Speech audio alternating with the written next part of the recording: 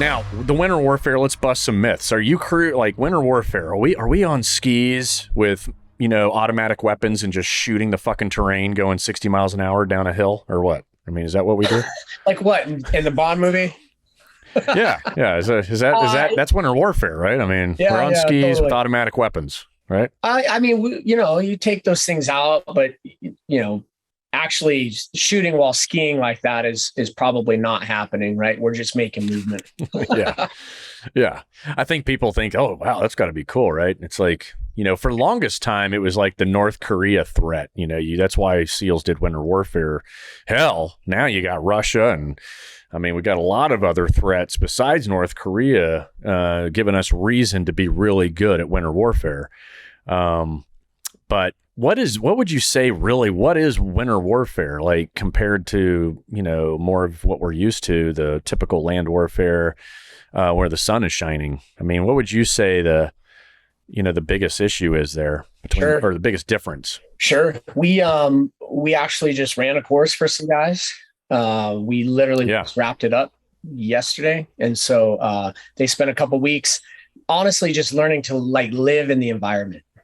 It's just, we've spent so much time, fighting over the last 2 decades in other places that, we've maybe lost touch with all those nuances of you can get away with a lot for an overnight, right? Like you can basically get away with anything in an overnight.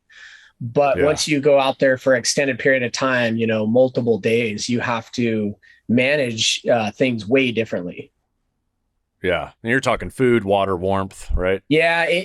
Certainly managing your perspiration, like sweating, and managing how you deal with, boots that are potentially wet overnight. And so you're not putting on frozen boots in the morning, right? Because then that leads to cold injuries, and all these things exacerbate the more. You can't just blow stuff off. You actually have to actively mitigate or manage those issues.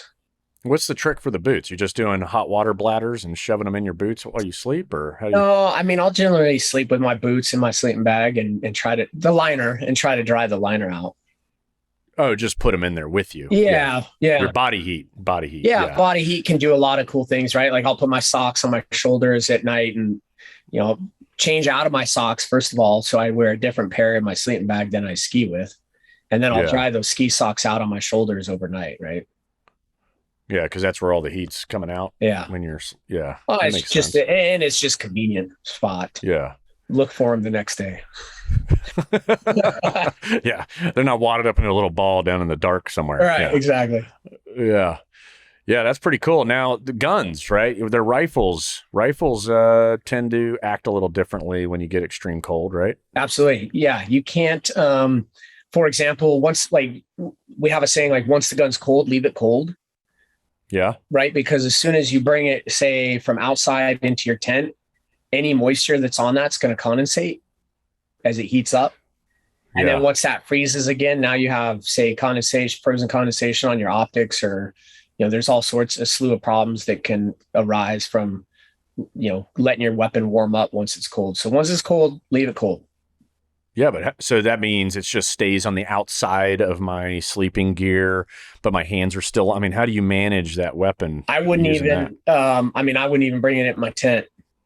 And I know that's different, right, from probably what guys are used to. Guys are used to sleeping with their gun. Yeah, you never let it out of your sight. Right? Yeah, I mean, there's just different things that you have to take in consideration in that environment.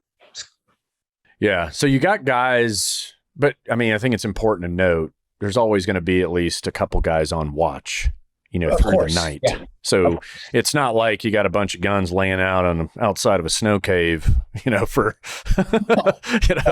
Yeah. So it's important to note there's always somebody on watch, probably 2 guys, and the weapons are always being looked out for, right? Yeah, definitely. Yeah.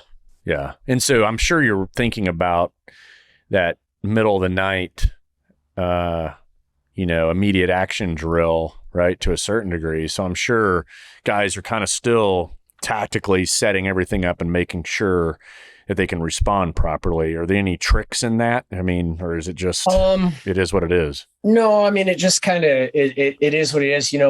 A thing that would help is just kind of try to set all of your stuff up so that you are as prepared as possible to react if that situation arises, right? That, I don't know, maybe your boots are staged a certain way so you can get into them as fast as possible, or, you have some puffy pants or some other piece of kit that you need to throw on that's like kind of like a ready room in your tent, right? But the bigger thing really is to, and this goes back to like pre 9/11 stuff that, you and I were used to, is not getting caught in the first place.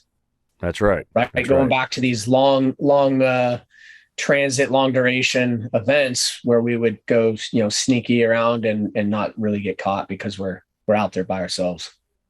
Yeah.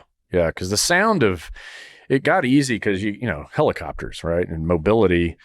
But even then, the bad guys started learning when they hear helicopters, they react. The bad guys have modified their tactics to our tactics, right? So it's just better if they don't hear shit, which means we're humping a hell of a lot longer. I think it's 3 to 5 clicks away is the test studies where the bad guys can't hear the helos, depending on the kind of helicopter too, right? Sure. Yeah. I mean, we got UAVs. We ended up with air assets and all these things that really changed the battlefield, right? Compared to pre 9/11 when we were out there for 4 days, and the bees. Yeah. If you remember, the bees trying to steal all our water. Oh, that's right. 4 days in the desert when all our water is being like swarmed by bees.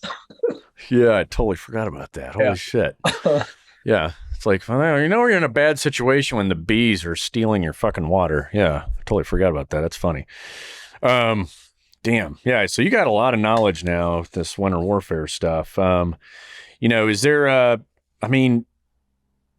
what else is kind of like part of this? I remember, I don't know if it's old or, not to get into tactics, but people would always ask, like, in a jungle, if somebody's following you, it's very difficult to hide your trail in a jungle. And I compare the jungle much like to snow. It's very difficult to hide your trail in the snow, especially if you're talking about, 22 swinging dicks fucking tromping through the snow. It's not like the last man can use a broom and just hide all that, right? Sure. Have we gotten anywhere with that, or are you just leaving trails? Yeah, I mean, like, without, it just is what it is, right? Too many details. I mean, think about some weather factors that may aid in your ability to hide trails, right, or tracks. So you're just planning. You're going to have to really look at the weather and plan around it, and let the weather become your friend, is what you're saying, absolutely. Right? Absolutely. Yeah, because I knew the only really if you thought you were being followed in a jungle, was you just do that long fucking like hook. So, and then you kind of come back on it, and then you're just going to have to shoot whoever's fucking following you. Right. Right. So you hope that they didn't, you basically do a button hook. I mean, I think I saw it in, I forgot what fucking movie it was, but you do this really, really big U-turn. And then hopefully if the people that are following you haven't passed the point in which you decide to ambush them, but they think you're still going straight because they haven't gotten to the U-turn yet, right? It's like it's an old tactic, Vietnam, but I'm assuming, in the snow. And anyone that has any kind of tracking capability, right there, really all you're doing is buying yourself time, whether it's the jungle, the winter environment, like you're just buying yourself time.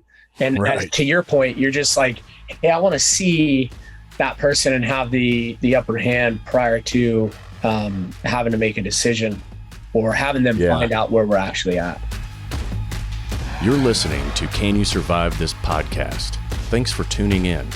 Please make sure to subscribe, rate, and share on the iHeartRadio app, Apple Podcasts, or wherever you get your favorite shows.